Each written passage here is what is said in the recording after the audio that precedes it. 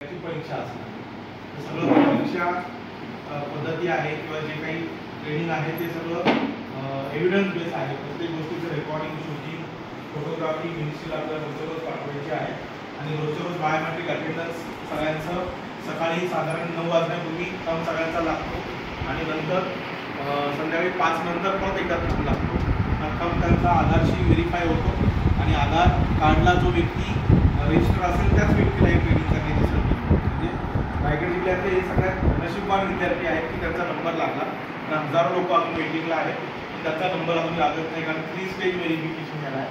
ग्रामपंचायतीचं verification होतं, नंतर collector ऑफिसचं व्हेरिफिकेशन होतं आणि लास्टला स्किल डेव्हलपमेंट विभागाचं व्हेरिफिकेशन होतं आणि नंतर कोर्टाला हे लोक नावं दिसतात आणि यांना कॉन्टॅक्ट करून मग जो प्रत्यक्ष इथे येऊ शकतो, जो 5 दिवस ट्रेनिंग घ्यायला तयार आहे, अशाच लोकांना पुढे जाऊन साधारण त्यांच्या प्रत्येकाच्या अकाउंटला 4,000 रुपये येणार आहेत. 3,000 रुपये स्टायपेंड आणि 1,000 रुपये प्रवास खर्च त्यांना शिकण्यासाठी मिळणार आहे. त्याचबरोबर 15,000चं टूल किट सुद्धा, म्हणजे त्याच्यामध्ये एक मोटरची मशीन आहे, छोटं मोठं साहित्य आहे, जेवढं त्यांना स्वतःचा उद्योग सुरू करण्यासाठी मिळणार आहे. तर हे जे काही सेंटर तुम्ही या ठिकाणी बघताय, पर्यावरण पूरक व्यवसाय प्रशिक्षण केंद्र, हे डॉक्टर नितीन गांधी सर आहेत, शिक्षण संस्था रायगडचे अध्यक्ष. यांच्या विशेष मेहनतीतून दिवस रात्र त्यांनी आम्हाला मार्गदर्शन केलं.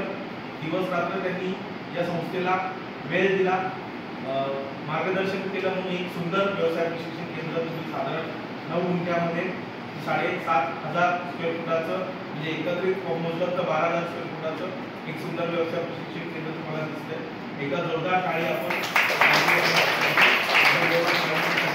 वाजूया.